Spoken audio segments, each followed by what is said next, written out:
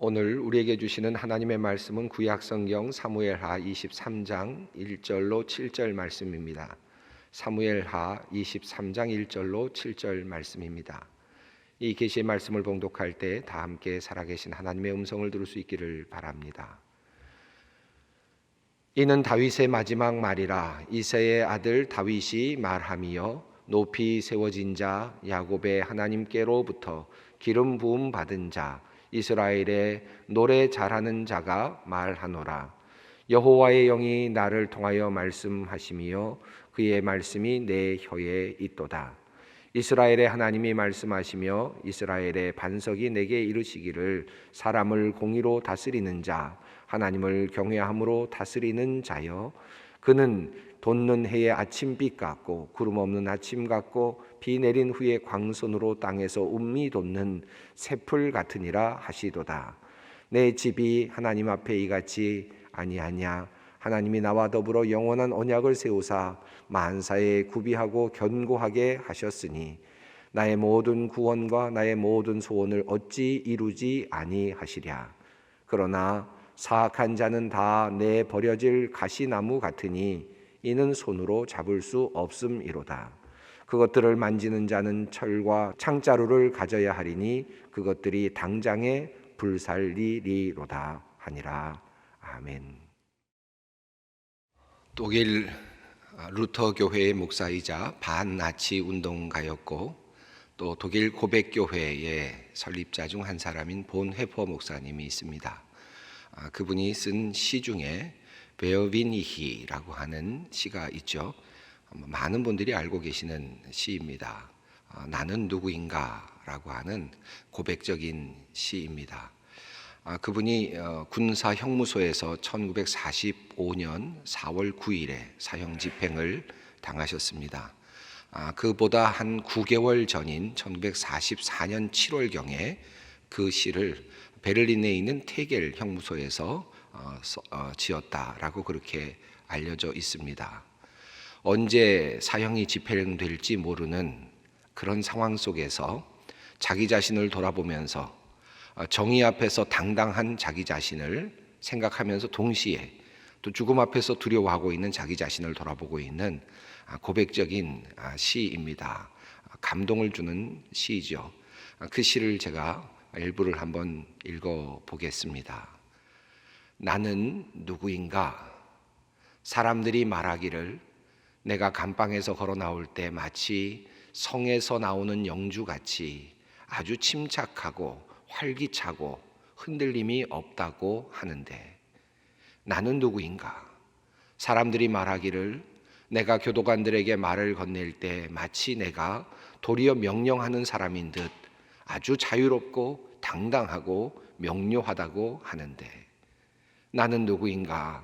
사람들이 또한 말하기를 불행한 나날을 견디고 있으면서도 마치 내가 늘 승리해 온 사람처럼 아주 태연하고 평화롭게 미소 짓는다고 하는데 남들이 말하는 내가 참 나인가?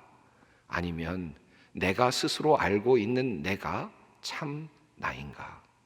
새장에 갇힌 새처럼 불안해하고 조마조마해하고 병든 나, 목 졸린 사람처럼 숨 쉬려고 버둥거리는 나, 색깔과 꽃과 새소리에 굶주려 있는 나, 따뜻한 말과 사람의 정에 목말라 하는 나, 아주 작은 모욕과 사람의 횡포에 치를 떨고 큰 일이 일어날 것을 기대하면서도 안절부절 못하고 있는 나, 멀리 있는 친구들을 무기력하게 걱정만 하고 기도해도 생각해도 일에도 지쳐서 멍해져 있는 나, 모두와의 작별을 대비하며 풀이 죽어 있는 나, 나는 누구인가?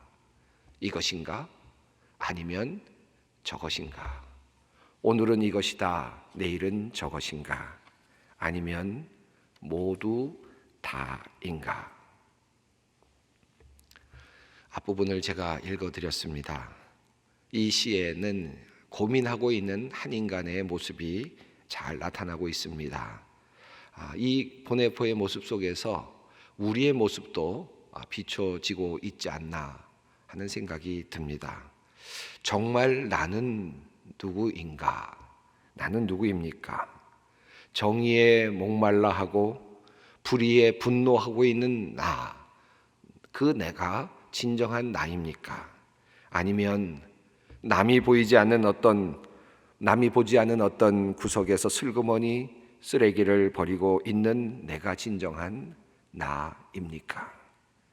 밤과 낮이 끊임없이 바뀌듯 또 바뀌고 뒤바뀌듯 거룩한 나와 못된 나가 끊임없이 바뀌고 또 뒤바뀌는 모습을 우리는 우리의 삶 속에서 경험합니다. 나는 도대체 누구인가? 오늘 사무엘하 23장의 본문은 다윗의 마지막 말이라는 제목으로 시작되고 있습니다. 여러분, 다윗에 대해서 평가를 한다면 여러분은 다윗을 어떻게 평가하시겠습니까? 그를 어떤 사람이라고 그렇게 평가를 내리시겠습니까? 선한 사람입니까? 아니면 악한 사람입니까? 선한 왕입니까? 아니면 악한 왕입니까? 사울 왕을 얼마든지 죽일 수 있었음에도 불구하고 죽이지 않았던 선한 왕일까요? 선한 사람일까요?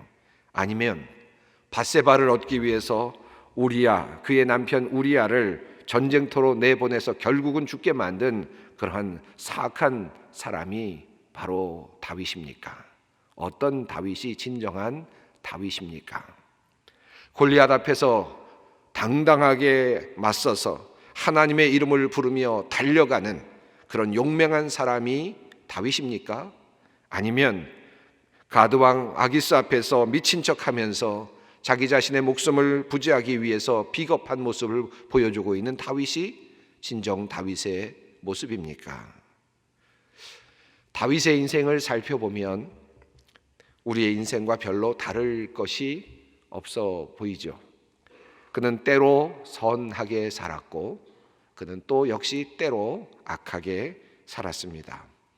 때로 그는 하나님과 가까이 있었고 때로 그는 하나님과 멀리 떨어져 있었습니다. 때로 그는 정의롭게 행동을 했고 때로 그는 불의를 행하며 비겁하게 살기도 했습니다. 어떤 다윗이 진정한 다윗인가? 다윗은 구원받을 만한 사람인가? 아니면 저주마다 마땅한 사람인가? 만약 우리아의 입장에서 그것을 판결하라라고 말한다면, 밧세바의 남편인 우리아의 관점에서 다윗을 평가하라고 말한다면, 다윗은 절대로 천국에 가서는 안 되는 사람, 절대로 천국에 갈 수 없는 사람, 절대로 하나님께 영접받을 수 없는 존재여야만 할 것입니다. 그렇다면 하나님께서는 다윗을 어떻게 평가하실까요? 어떤 모습으로 다윗을 보고 계실까요? 다윗은 하나님 앞에서 악한 사람일까? 아니면 선한 사람일까? 오늘 본문 말씀을 읽어 내려가다 보면 다윗은 이것이 하나님께서 나의 입에 주신 말씀이다, 하나님께서 나에게 주신 말씀이다 라고 그렇게 고백적으로 말하면서 하나님 앞에서 내가 선한 왕이 아니냐, 하나님 앞에서 내가 바른 모습으로 서 있는 자가 아니냐, 의로운 자가 아니냐 라고 그렇게 말하고 있는 모습을 확인하게 됩니다. 과연 그런 것인가? 다윗은 그렇다면 어떻게 해서 하나님 앞에서 선한 왕이 될 수 있었단 말인가? 이런 질문이 우리 앞에 놓여 있습니다. 연말이 되면서 이런 질문은 우리를 자극합니다. 올 한 해 동안을 돌아보면서 우리는 묻게 되죠. 과연 나는 선한 삶을 살았는가? 아니면 악한 삶을 살았는가? 나는 1년 동안 사람답게 살았는가? 아니면 그렇지 못했는가? 나는 그리스도인답게 살았는가? 교인답게 살았는가? 아니면 그렇지 못하였는가? 이 질문이 우리 앞에 놓여 있기 때문입니다. 우리는 먼저 이 질문에 대답하기 위해서 이 악하다라고 하는 말이 뜻하는 바를 조금 점검해 볼 필요가 있을 것입니다. 우선 악하다라는 말을 법적인 의미로 생각해 볼 수 있겠죠. 물론 우리 국가가 가지고 있는 법의 관점에서도 볼 수가 있겠고, 양심의 법에도 관점에서도 생각해 볼 수 있을 것입니다. 우선적으로 국가가 만들어 놓은 법을 지키지 않는 사람들이 우선적으로 악한 사람이라고 평가받아 마땅할 것입니다. 살인을 한 사람, 악한 사람이죠. 죄를 지은 사람입니다. 도둑질을 한 사람, 악한 사람입니다. 죄를 지은 것이 분명합니다. 폭행을 하거나 성추행을 하거나 돈을 주어 사람을 매수하는 것 등 이 모든 것들은 법을 어긴 것이고 그리고 악을 행한 것입니다. 선하지 않은 삶을 산 것입니다. 양심적으로도 우리는 그것을 판단할 수 있습니다. 양심 안에서 우리가 잘한 것인가, 잘하지 못한 것인가 판단할 것들이 참 많이 있습니다. 우리는 양심의 판단 아래서 내가 과연 선한 삶을 살았는가, 그렇지 못했는가를 판별할 수도 있을 것입니다. 성경적으로도 우리는 악한 삶이 어떤 것인지를 규정할 수 있습니다. 성경 전체를 통틀어서 살펴본다면 성경 여러 곳에 악한 사람의 모습이 어떠한지를 여러 곳에서 잘 알려주고 있습니다. 간단하게 시편만 살펴보아도 그 속에 성경이 말하고 있는 악인에 대한 일반적인 개념들을 충분히 살펴볼 수 있습니다. 시편에 나오는 악인의 묘사는 다음과 같습니다. 으슥한 골목에 있다가 사람을 쳐 죽이는 사람, 야심을 자랑하는 사람, 탐욕을 부리는 사람, 남을 기만하고 폭언하는 사람, 욕설과 악담을 하는 사람, 연약한 사람을 그물로 덮쳐서 끌고 가는 사람, 학대하는 사람, 포악한 사람, 간사한 입술을 가진 사람, 가난한 사람의 계획을 좌절시키는 사람, 빌리고 갚지 않는 사람. 이런 죄목들이 악한 사람의 죄목으로 그렇게 나열되고 있습니다. 여러분, 이러한 하나하나의 그 죄목들을 비교하면서 나의 삶에 적용해 본다면 과연 나는 악한 사람인가, 나는 선한 사람인가 구별해낼 수 있을 것입니다. 상대적으로 느끼는 또 악함이 있죠. 우리들의 삶 속에서 느껴지는 상대적인 그런 판별입니다. 법의 기준을 넘어서지는 않지만 때로는 나를 불쾌하게 만드는, 또 때로는 법을 넘어서서 나를 불쾌하게 만드는 그런 상대적인 악한 행동들이 많이 있습니다. 어떤 사람에게는 참을 수 없는 행동이 이런 것일 수 있습니다. 1차선을 저속으로 계속해서 운행하고 있는 사람, 그런 사람이 상대적으로 자기 자신에게 악한 사람처럼 비춰질 수도 있을 것입니다.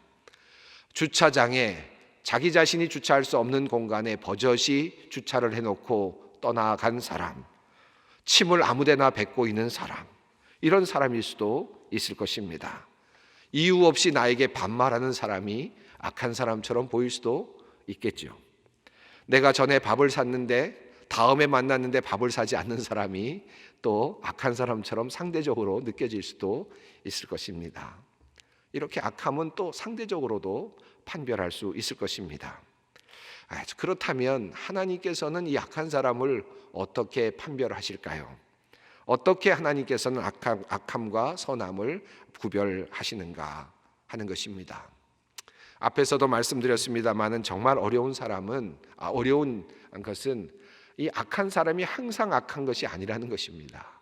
또 선한 사람도 항상 선한 것이 아니라는 것이죠. 올 한 해 동안 우리는 어떤 경우에는 선한 일을 했습니다. 그리고 어떤 경우에는 악한 일을 했죠.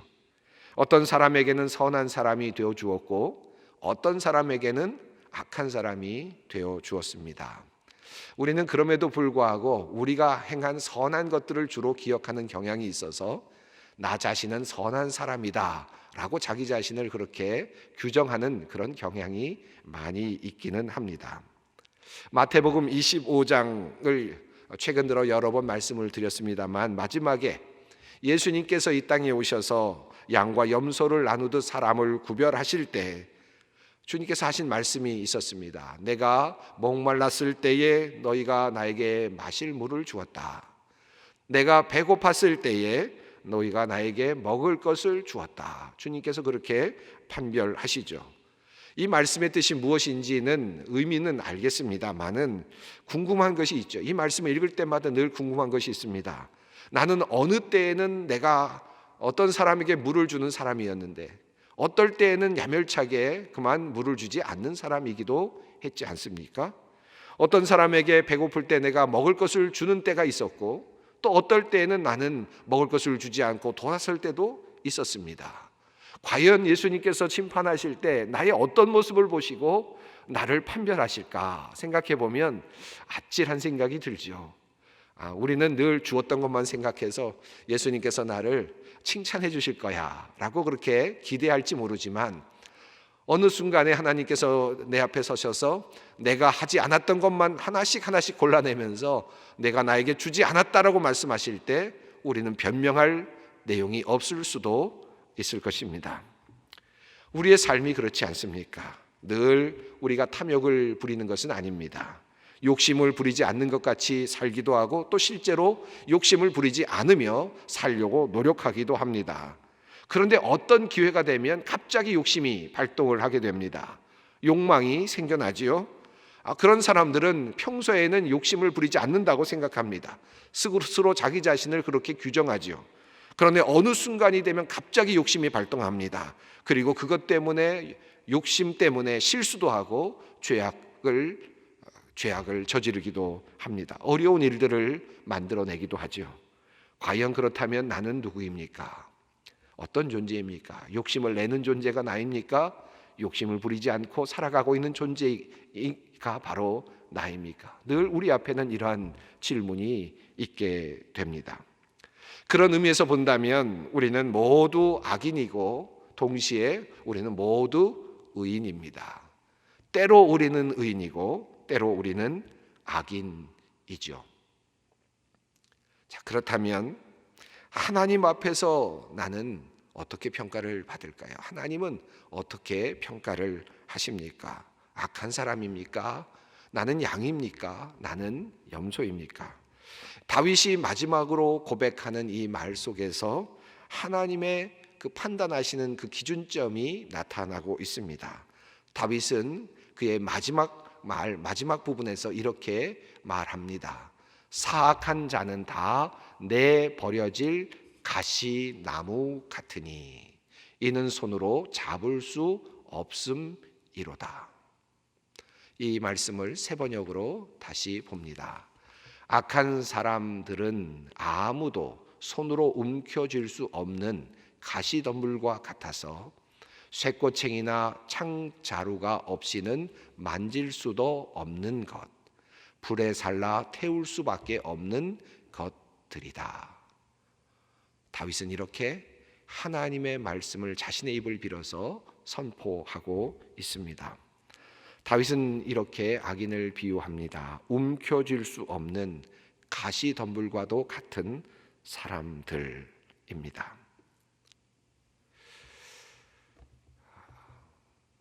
제가 학생들을 가르치면서 여러 학생들을 만났습니다.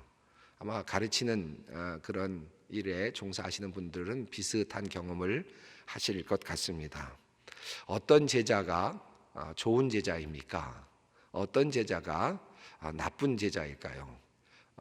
교수님을 잘 찾아오지 않는 제자가 나쁜 제자고 또 교수님을 잘 찾아오는 제자가 좋은 제자일까요? 좋은 제자, 나쁜 제자, 게을러서 공부 잘하지 않는 제자, 물론 나쁜 제자일 수 있죠. 성적 순으로 판단해서 좋은 성적을 받은 사람이 좋은 제자일까요? 어떤 제자가 좋은 제자이고 어떤 제자가 나쁜 제자이겠습니까? 성적 우수자가 절대로 좋은 제자가 아니죠. 저의 경험을 보아도 그렇습니다.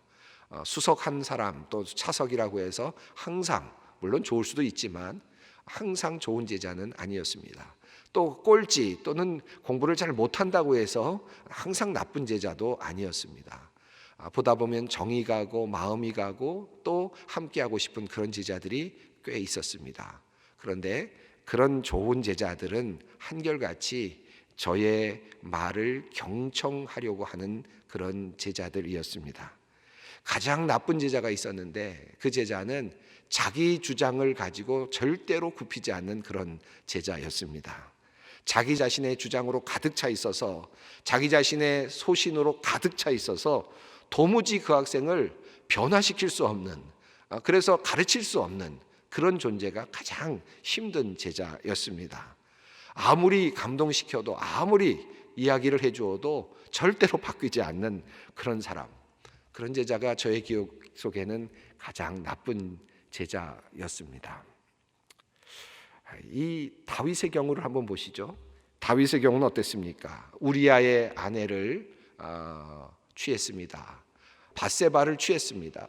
그런데 밧세바를 취한 것으로만 끝난 것이 아니고 그 남편을 어떻게든지 죽이려고 했죠. 증거를 인멸하고 자기 자신의 어떤 죄악을 어떻게든지 없애버리려고 우리아까지 죽이려고 그렇게 노력을 하죠. 우리아를 죽이지 않을 수도 있는 기회가 있었지만 그럼에도 불구하고 다시 그를 내보내서 결국은 죽게 만드는 그런 일이 있었습니다. 참 나쁜 왕이었죠. 우리아의 입장에서 본다면 절대로 그가 천국에 들어가 있다면 우리아는 나는 거기 가지 않을 것이다 라고 말할 만큼 그런 존재이죠. 다윗은 그런 나쁜 사람이었습니다. 또 인구를 계수해서 자기 자신의 어떤 업적을 자랑하고 또 과시하려고 하는 마음도 있었습니다. 항상 하나님 앞에서 겸손은 하지 않았습니다. 때로는 교만했고 그리고 스스로를 높이려고 한 적도 많았습니다. 자기의 힘을 과시하려고 한 적도 참 많았습니다. 그런데 오늘 본문 속에서 하나님께서 다윗의 입에, 그의 입술에 말씀을 주시면서 이 다윗이 의로운 사람으로, 선한 사람으로 평가받고 있음을 스스로 고백할 수 있도록 만들어 주고 있습니다.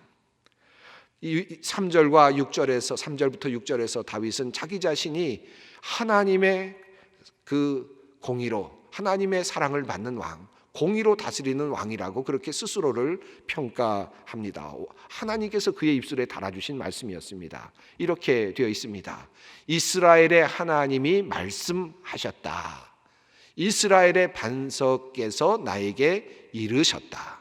모든 사람을 공의로 다스리는 왕은, 하나님을 두려워하면서 다스리는 왕은 구름이 끼지 않는 아침에 떠오르는 맑은 아침 햇살과 같다고 하시고 비가 온 뒤에 땅에서 새싹을 돋게 하는 햇빛과도 같다고 하셨다.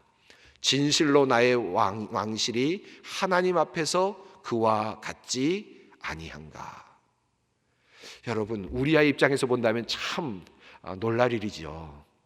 또 교만했던 다윗의 모습을 보았던 사람의 입장에서 본다면 정말 받아들이기 어려운 그런 말일지도 모르겠습니다. 그런데 하나님의 입을 빌려서 지금 다윗은 이렇게 얘기합니다. 하나님을 두려워하는 왕, 공의로 다스리는 왕. 이러한 왕실은 구름이 끼지 않는 아침에 떠오르는 맑은 햇빛, 아침 햇살과도 같지 않느냐 라고 이야기하면서 진실로 나의 왕실이 그렇지 아니하냐 이렇게 이야기를 하고 있습니다. 어찌 보면 뻔뻔한 것 같이 보이는 그의 고백이기도 한데 그는 이것이 하나님께서 자기 입술에 달아주신 것이라고, 하나님께서 자기를 이렇게 평가해 주셨다고 그렇게 말씀하고 있습니다. 정말 그렇게만 살았습니까? 어떤 때는 그렇게 살았죠. 그런데 또 어떨 때는 그렇게 살지 않았습니다. 그러나 한 가지 중요한 사실을 우리는 다윗의 모습 속에서 볼 수 있습니다. 다윗은 늘 하나님께 잡혀 있었습니다. 하나님께서 만지실 수 있는 그 자리에 있었습니다. 밧세바를 취하여 우리아를 죽게 하였을 때조차 그는 나단을 통하여 주시는 하나님의 책망 앞에서 통회하고 회개할 수 있는 자리에 있었습니다. 하나님께서 만져주실 수 있는 그 자리에 존재하고 있었습니다. 하나님께서 다스려 주시는 그 사람, 그 복된 사람의 자리에, 선한 사람의 자리에 그는 위치해 있었습니다. 시편을 보면 수많은 다윗의 시들이 있죠. 때로는 분노하고 때로는 절규하고 하나님 앞에서 항의를 하기도 하고 때로는 또 회개하기도 하고 때로는 자랑하기도 하고 있는 그 다윗의 시편들을 우리는 보게 됩니다. 다윗의 시편 속에서 일관되게 흘러가고 있는 것이 하나가 있다면 그것은 바로 하나님의 앞에 있었다는 것입니다. 하나님 앞에 자기 자신을 온전하게 내어놓고 있었다라고 하는 것입니다. 이것이 하나님의 은혜이고 하나님의 사랑입니다. 보네포 목사님의 베어비니히라고 하는 이 시의 이 마지막 부분은 이렇게 되어 있습니다. 나는 누구인가? 이것인가? 아니면 저것인가? 오늘은 이것이다가 내일은 저것인가? 아니면 모두 다인가? 나는 누구인가? 이 혹독한 질문이 나를 비웃는다. 오 하나님, 하지만 내가 누구이든 당신은 아십니다. 나는 당신의 것입니다. 나는 당신의 것입니다. 당신이 만지시는 자리에 내가 있습니다. 다윗의 고백을 통하여 주님께서 말씀하십니다. 악한 사람들은 아무도 손으로 움켜쥘 수 없는 가시덤불과 같아서 쇠꼬챙이나 창자루가 없이는 만질 수도 없는 것, 불에 살라 태울 수밖에 없는 것들이다. 함께 기도하겠습니다. 거룩하신 하나님, 2020년 한 해의 마지막 주일을 보내며 과연 내가 누구인지를 깊이 생각합니다. 내가 하나님에게 누구인가를 다시 생각합니다.